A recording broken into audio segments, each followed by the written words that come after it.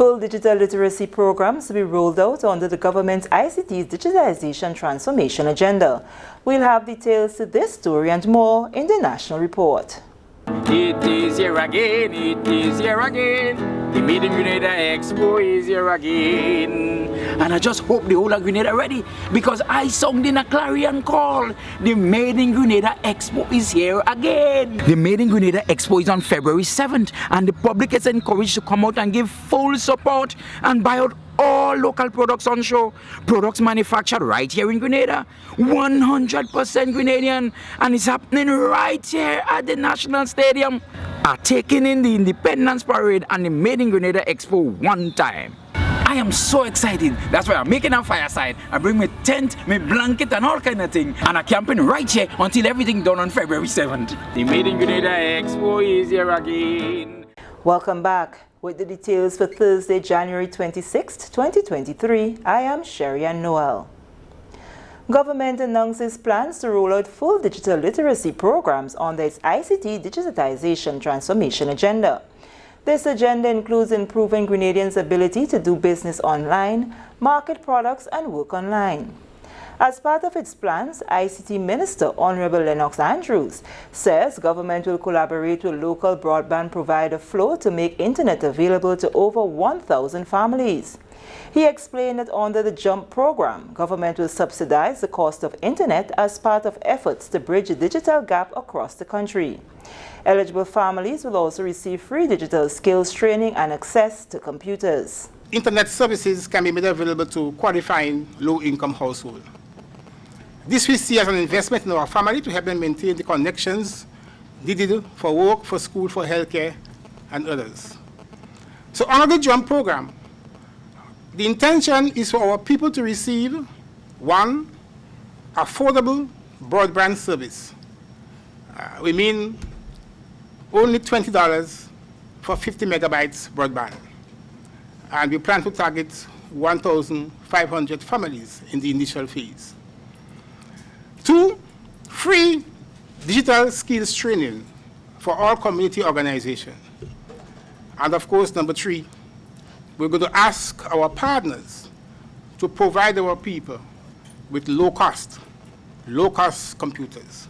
A pilot social pay program is also earmarked to commence in March under the digitization agenda. Minister Andrews added that this will give beneficiaries of government safety net programs quick and hassle-free access to their funds monthly through a financial institution. We have studied the case of St. Vincent, in which they provide such persons with a card which allow them to go to a financial institution. It could be a bank, it could be a credit union, and use that card to withdraw their monies, and they could also use that card for point of sale. So we are presently discussing with two financial institutions, and they will also assist us with the training of those persons, because we are working as well closely with the Ministry of Social Development. In other words, there are about 5,900 Grenadians who are not bank. They are unbanked. They don't have a bank account. And we want, for example, therefore to give them the first attempt at doing business in a financial institution. And this program, we hope to roll that out and have it implemented on a pilot stage in the first quarter by March of this year. Moving along, Hanover Construction Company says work on the Library Main Road is approximately 70% complete, with an April 2023 completion date. Parliamentary Representative for St. George Southeast, Honorable Philip Tellisford, and Minister for Infrastructure Development, Honorable Dennis Cornwall, visited the Library Road project on Thursday. Richard Maharaj, Director of Operations and Construction at Hanover Construction Company Limited, explained where they are at present. We have put down base course on roughly 1,600 meters of road, and we have asphalt pavement on approximately 1,000 meters of this road. Concrete works of drains, retaining walls, curb and slippers are happening on the entire section. This road, library, is comprised of about 2.6 kilometers, and with that we are ensuring that we expedite the works. We know that it's an important road, important thoroughfare for the country, for the buses, for the general public. So we're ensuring that when we are constructing or we are paving, that the road is never blocked off, that the traffic is flowing at all times, as you've seen this morning. And we have some infrastructure works to accompany that, and which would be some retaining walls, some drains, and then asphalt paving on top to complete the road. The road upgrade, which commenced under the previous administration, was originally scheduled to complete in August 2022. Maharaj said the factors that created obstructions and delays in the completion are now sorted out, and the team is working to meet the new deadline. The last quarter of 2022, we had numerous challenges that put us back a little bit. One, and not only us, but it affected the country as well. That had to do with some of the issues with some raw materials. Now, raw materials for road, asphalt, has to be imported. And that sometimes, depending on logistics and availability, will also create some delays. We had some issue with cement and sand. We are past that now, and our focus is to get this road completed in the time frame indicated.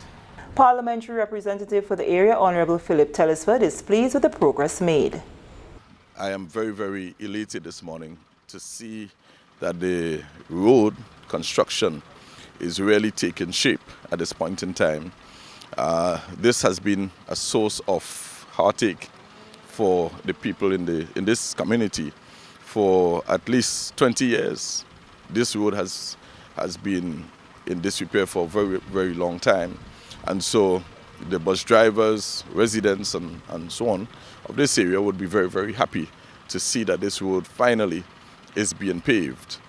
We continue to work with the contractor and the Ministry of Works to ensure that this is done. Infrastructure Development Minister Honorable Dennis Cornwall, like the parliamentary representative, is happy that travelling is being made easy for residents and motorists who traverse the area. We've had many complaints in the past as to the progress of this road. Today we are at the stage where a large portion of this road has been paved at the moment, and we can say that we are happy to see that. It means that sooner or later we will have the area fully paved, and that the motorists that utilize this area here would have to apply their trade without much difficulties. Over 90% of employees on the contract are Grenadians. This is the National Report. The news will continue after the break. Paging all Grenadians at home and in the diaspora to be part of the journey to 50. Reflecting on the past, planning for the future as we get ready to celebrate our 49th anniversary of independence. Tuesday, February 7th, 2023. Events to be observed for our 49th anniversary of independence include table tennis tournament at the CSA building, February 3rd and February 4th. Independence Calypso Finals, Sutter's Bus Terminal, 8 p.m. February 3rd, February 4th. Open water swimming competition, Grand Mall Beach at 9 a.m. and the beach tennis at Grandad's Beach from 11 a.m. Also the Independence Boxing Tournament, February 4th, 8 p.m. at the Youth Center. National Independence Church Service, Grenada Trade Center, Sunday, February 5th, 3 p.m. National Colors Day, the Inter-Ministerial Display, and the 49th Cultural Extravaganza, 7 p.m. at the Granville Burst Terminal, February 6th. Then the Made in Grenada Expo, Military Parade, and Rally, 10 a.m. at the Kirani James Athletic Stadium, Tuesday, February 7th. Happy 49th, Grenada. Welcome back. Schools will soon be outfitted with new furniture procured through partnerships with local furniture makers. In 2022, government signed contracts with 16 local furniture makers at a cost of approximately $500,000. The Ministries of Education, Youth, Sports and Culture, and Mobilization, Implementation and Transformation are conducting quality assurance checks with local furniture makers. Some of the areas being assessed are durability, craftsmanship, and the type of lumber used to prevent damage by termites. Education Minister Senator David Andrew says another batch of furniture should be handed over by the end of January. Several of the furniture producers some have completed their quotas, but the timelines had been revised. to sometime close to the end of this month, just to facilitate those who had some degree of blockage towards the ending of the year. And so we have received exceptional quality work from our local furniture producers, and we anticipate by the ending of this month almost all of the furniture will be ready, and so we have good report to share in that regard. Desks and stools have already been delivered to the Grenada Seventh-day Adventist Comprehensive School in St. George. And finally in the news, National Youth Parliamentarians ramp up preparations for the upcoming National Youth Parliament sitting on Tuesday, January 31st, the first for 2023. This follows several weeks of debate held at the parish level in 2022. Parliamentarians Kwesi Pope, Karina Blash, and Joshua Andel all agreed that the experience at the parish level was quite rewarding. It's an experience that I will always value. For the parish level, I was among several young people who were very talented, who were very self-motivated, and together, under the leadership of our two facilitators, Mr. Monai Francis and Mr. Lisa Morris, we were thoroughly prepared for the St. George sitting. Among many things, we learned to appreciate the systems and functions of government, not just Grenada, but those throughout the British Commonwealth, and the history of those political systems. Moreover, for Grenada, we were given more in-depth look into parliamentary procedures. And for me, it opened up a greater appreciation and understanding of the work that our leaders do, both in the upper and lower houses of Parliament. The Parish Youth Parliament, in my opinion, was a very rewarding experience. We were firstly educated about parliamentary procedures, parliamentary conduct. We were even given a lesson on the historical development of the political landscape in Grenada. We also had the opportunity of actually arguing a resolution in the same manner that they do in real parliament. And to me, that was very interesting.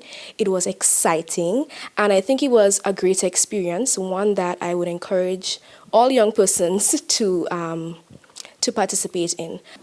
Taking into consideration what I knew about youth parliament, or parliament in general, before I went into the parish sittings, I would say that much more educated on the parliamentary procedures, but not only that, the importance of parliament for the development of a nation, specifically Grenada. So, taking that into consideration, what I will learn, what I have learned already at the parish level and what I will learn at the national level, I would say that I'm very much excited to develop myself as an individual, to develop myself as a future parliamentarian, possibly politician as well. And I'm excited to work with my peers, to work with the fellow National Youth Parliamentarians, as well as Ms. Sincere. They now look forward to the debates at the national level. For me, I would say for nationals, I just want to do my best with my teammates. I want us to put our best foot forward, to be prepared, and going onwards, I just hope to contribute to our beautiful country. Because it's all hands on deck if you want to build a better and stronger Grenada. And I hope to be among those Grenadians who work for the betterment of all people. My first mandate is to do my very best at the National Youth Parliament.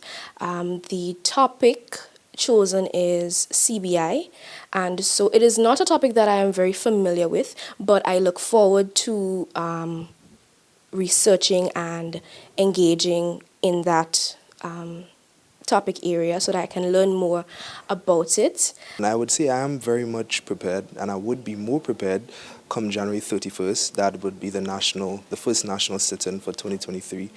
I'm very much prepared, and Ms. Sincere is working closely with us. She's trying her best to get everyone on board, and that's why I said I would be even more prepared come for the sit-in. The National Youth Parliament is a program of the Ministry of Education, Youth, Sports and Culture. And with that story, we come to the end of the National Report for Thursday, January 26, 2023. On behalf of the entire news and production team, I am Sherry Ann Noel. thanking you for viewing.